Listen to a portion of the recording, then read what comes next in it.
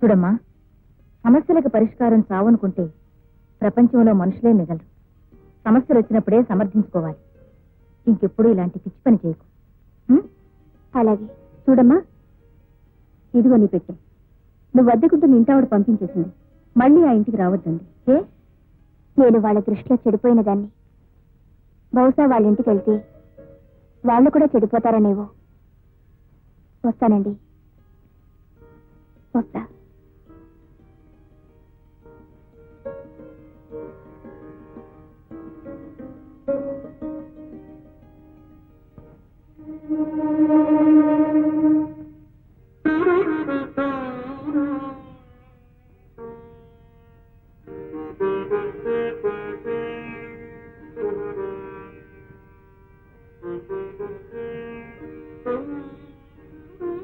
నీకెంత ఖర్చయింది? నువ్వు నా మీద ఎంత పెట్టుబడి పెట్టావు? నువ్వు ఎంత పెట్టుబడి పెట్టినా నా దగ్గర ఉంది ఇది. చూడండి,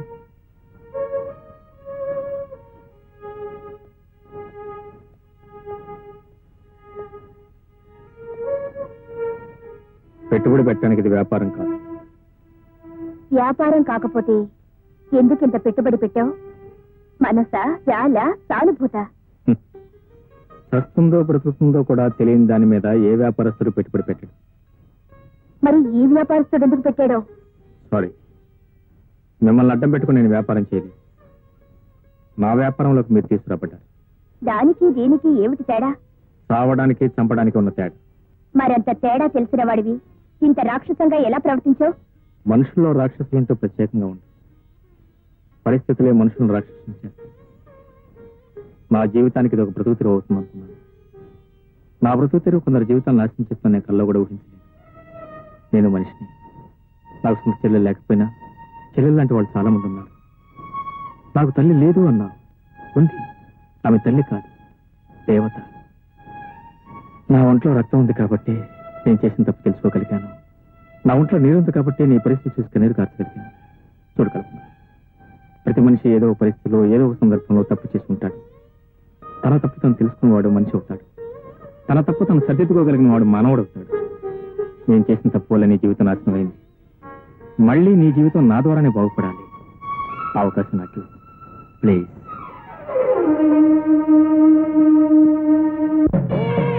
సుముఖాయ నమః. ఓం ఏకదంతాయ నమః. ఓం కపిలాయ నమః. ఓం గజకర్ణకాయ నమః.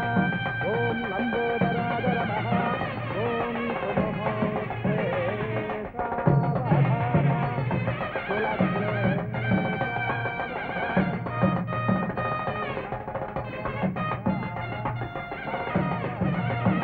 నమస్కారం. నమస్కారం. ఇదిగోండి మీ డబ్బు. ఇదేమిటి? మీరు ఇచ్చిన 10,000. ఈ 10,000 వల్లే ఆ అమ్మాయి జీవితం నాశనం అయింది. మీ 10,000 మీరు తీసుకున్న అమ్మాయి జీవితం నిలబెట్టింది. 10,000 ఏంటి? నేను ఇవ్వడం ఏంటి? నా వల్ల అమ్మాయి జీవితం నాశనం కావడం ఏంటి? అదేంటి సార్ అలా మాట్లాడతారు? ఆ అమ్మాయి మీ అబ్బాయిని ప్రేమించింది. ఆ అమ్మాయికి నాకు ఏ విధమైన సంబంధం లేదని మీకు తెలుసు.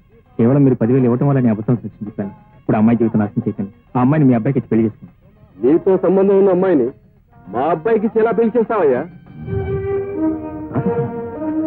లాయర్ గారు అలా చెప్పంటే కదా నేను చెప్పాను. లాయర్ గారు? లాయర్ గారు చెప్పడం ఏంటి? ఇక్కడే ఉన్నారు, వెళ్ళి మాట్లాడు. లాయర్ గారు,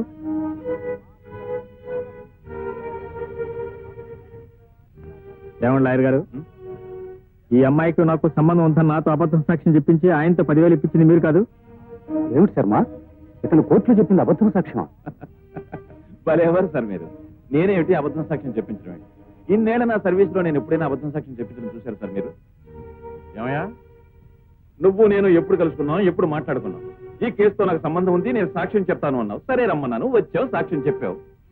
సార్, మీకు పిల్లలు ఉన్నారో లేదో నాకు సరిగ్గా తెలియదు. ఆడపిల్లలు ఉండే ఉంటారు. ఒక ఆడపిల్ల ఉసురు మాత్రం పూసుకోవద్దని చెప్తున్నాను. కేవలం ఈ పిల్ల పెళ్లి పాడు చేయడం కోసం నాతో మీరు అబద్ధం సాక్ష్యం చెప్పించారు. ఏమండి ధనంజయరావు గారు, ఏమిటి న్యూసెన్స్ అంతా? న్యూసెన్స్ కాదండి, మహా న్యూసెన్స్.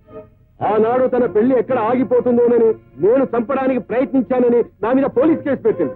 కోర్టులో సాక్ష్యం ఇచ్చాడని ఏ ₹1,00,000 ఇతని బుట్టలో వేసుకొని ఉంటుంది. ఇప్పుడు ఈ పెళ్లి ఆపేసి నా ఆస్తితో కొట్టాలని చూస్తుంది. ఇదంతా బ్లాక్ మెయిలింగ్ అండి. ఇన్స్పెక్టర్ గారు చూడండి. పిచ్చి పిచ్చి వేషాలు వేస్తున్నావా? మర్యాదగా ఇక్కడి నుంచి బయటికి వెళ్ళండి, లేకపోతే అరెస్ట్ చేస్తాను. నిజమే చెప్తున్నాను. కేవలం నా ఒక్క అబద్ధం సాక్ష్యం వల్ల అమ్మాయి జీవితం నాశనం చేయకండి. అంటే నువ్వు చెప్పిన అబద్ధము సాక్ష్యాన్ని దృష్టిలో పెట్టుకుని నేను తీర్పు చెప్పానంటావా? అంటే మేమంతా అసమర్థులం అంటావా? అబద్ధము సాక్ష్యం ఏదో నిజమేదో మాకు తెలియదంటావా? చూడు, అనవసరంగా నువ్వేదో చేయడానికి వచ్చి మరేదో చేయడానికి ప్రయత్నించు. వెళ్ళావు, అమ్మాయిని తీసుకుని వెళ్ళు. ఇదిగో జడ్జి గారు కూడా కోపం వచ్చింది. వెళ్ళు, వెళ్ళవయ్యా. చూడు తమ్ముడు, నా మాట నమ్ము. నాకు కల్పనకు ఎలాంటి సంబంధం లేదు. కేవలం నీకు కల్పనకు ఉన్న సంబంధాన్ని చెడగొట్టడం కోసమే మీ నాన్న డబ్బారు చూపించి నాతో అబద్ధం సాక్ష్యం చెప్పించాడు. ప్లీజ్ నా మాట నమ్ము. నాకు ఆ అమ్మాయికి ఏం సంబంధం లేదు. ఆ అమ్మాయి జీవితం నాశనం చేయదు. ఆ అమ్మాయి జీవితం నాశనం చేయొద్దంటావు, మరి ఈ అమ్మాయి జీవితం నాశనం చేయమంటావా? అంత పవిత్రురాలైతే నువ్వే కట్టుకో.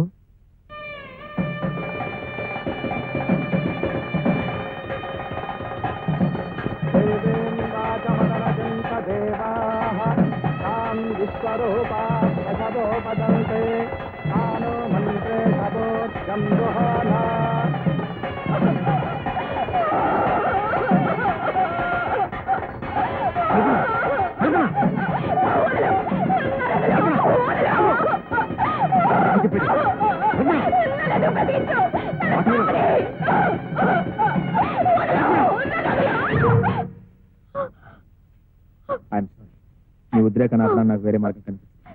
అసలు నువ్వెవరు? నన్ను ఎందుకు ఆపావు? నీకు నాకు సంబంధం ఏమిటి? నువ్వు చావడానికి బ్రతకడానికి మధ్య ఉన్న సంబంధం. లేదు, నేను చావాలి. జరిగింది చాలు. అదే నేను నిర్ణయం అయితే నేను కాదని అనుకున్నాను.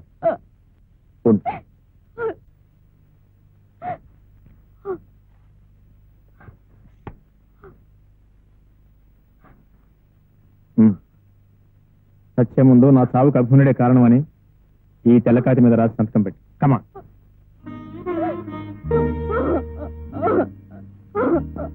నేరం చేసింది నేను, శిక్ష అనుభవించాల్సింది. నా శిక్ష నువ్వు వేసుకుంటే నేను చేసిన పాపాన్ని శిక్ష అనుభవించాలిగా.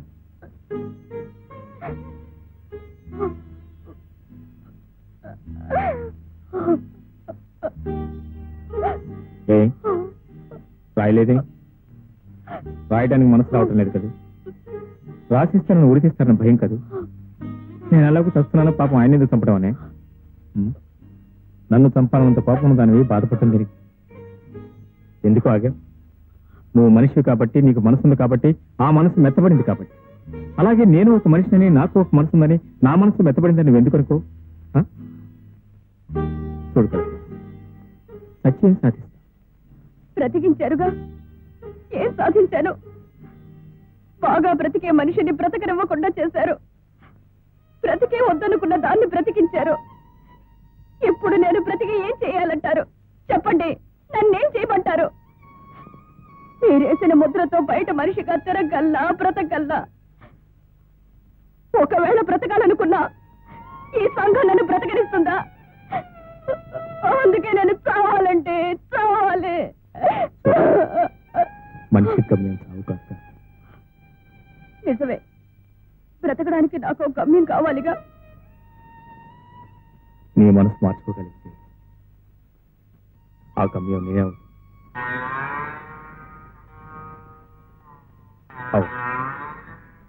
నా వల్ల నాశనం నీ నా వల్ల.